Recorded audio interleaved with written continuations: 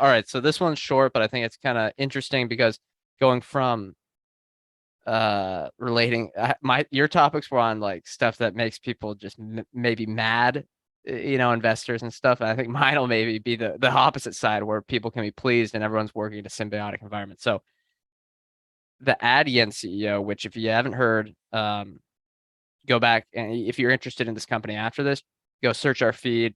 We had a great interview with Mostly Borrowed Ideas on the company, but they're a payments company. He wrote a letter to his employees about how they're accelerating hiring into 2023 and beyond. Here are a few quotes. Keep them short, but then I'll talk about some discussion questions here. Here's the quote. By now, I'm sure all of you have read the news about the wider tech industry engaging in headcount reductions. I'm writing to you today to explain why we are consciously choosing not to engage in such exercises. He's referencing probably Stripe, their biggest competitor, Shopify, who's kind of a competitor, whatever, then the big tech companies. Other quote, Stripe just had some big like what was it, 14% of their staff? 14%, something like that, and probably have to do more. Here's another quote. Throughout all stages of ADYEN, we've been efficient and disciplined regarding how many people are required to solve problems and grow our business. Two more quotes. In today's talent market, we are seizing the opportunity to build the team to the size required to capitalize on our opportunities. Last one.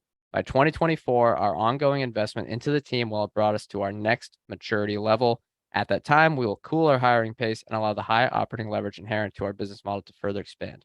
Here are a few things I like here. One, he didn't get caught up in the bubble.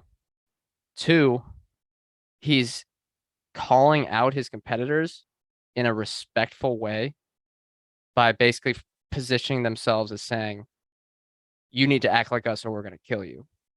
And third, it was short. It was like less than 1,000 words, the letter. And he just told everyone what's going to happen. Hey, our margins might go down a bit because we're investing into headcount expansion right now. But by 2024, it's going to be higher. And it's just like laying out that basically what they're going to do in a few bullet points and why they're doing it, what their philosophy is, and not just going in what's hot in the market right now. It's just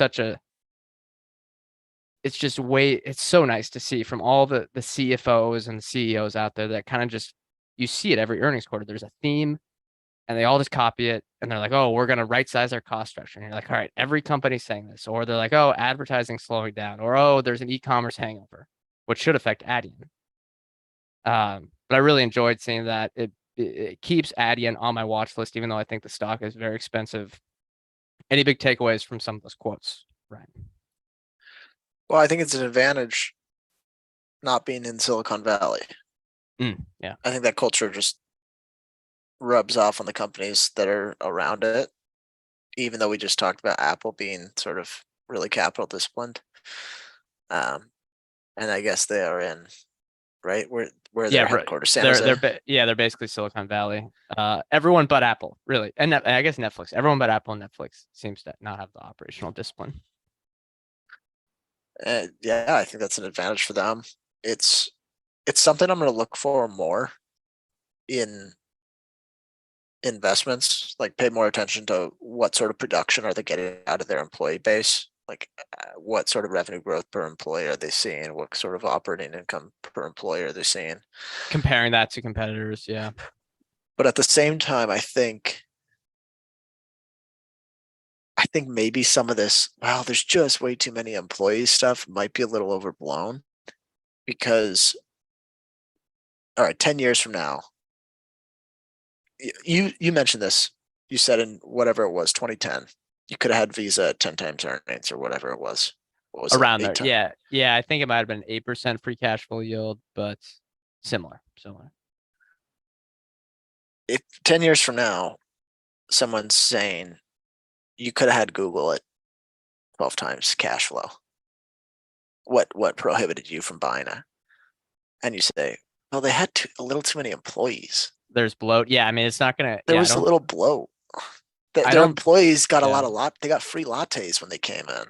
Yeah, I don't think that should keep anyone out of it. But on the other hand, I think for a company that has shown that it's as high as quality as ADYEN, compared to saying you would buy something at, I would be much more willing to buy them all else equal at a higher multiple than a company where I think the operational efficiency is less, just because I know that,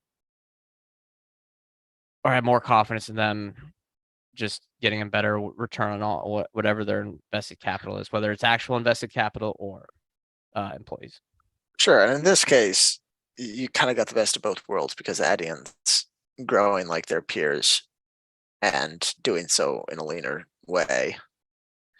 But I think a lot of the times Yeah.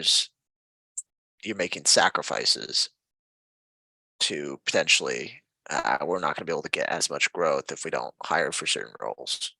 Yeah, I think they've actually said that compared to, say, Stripe, where they want to be more methodical, and that'll look bad in a bull market, but it'll over the long term.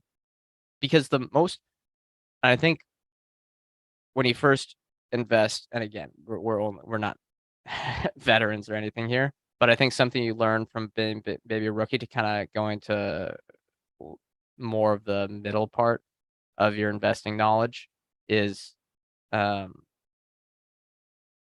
first you think high revenue growth is the best thing you want.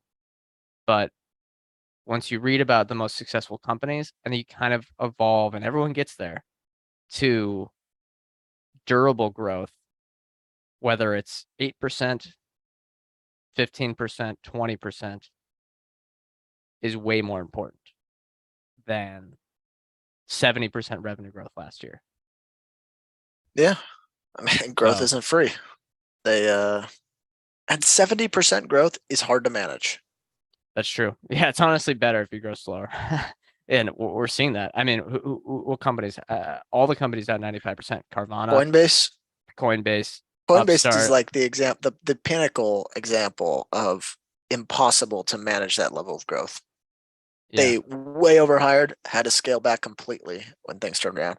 Now, granted, that entire business model is predicated on a volatile price, but magic beans. Let's say it, magic beans. Yeah, but I like that letter. I mean, ADYEN, be clear, we don't own it, and we just, given that we are just more multiple focused a lot of the times, not all the time. It'll probably not be. Yeah, we just won't. I don't know. Look at it closer unless it gets to a cheaper multiple, but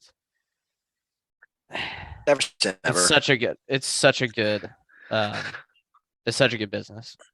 Did you say anything? Sorry, Has this? you froze for 5 seconds. Did you say anything? I just said never say never. The Okay. has, and maybe use this as sort of your contra indicator if you want to, but has this year made you want to explore, made you want to have a bigger percentage of your portfolio outside of tech entirely?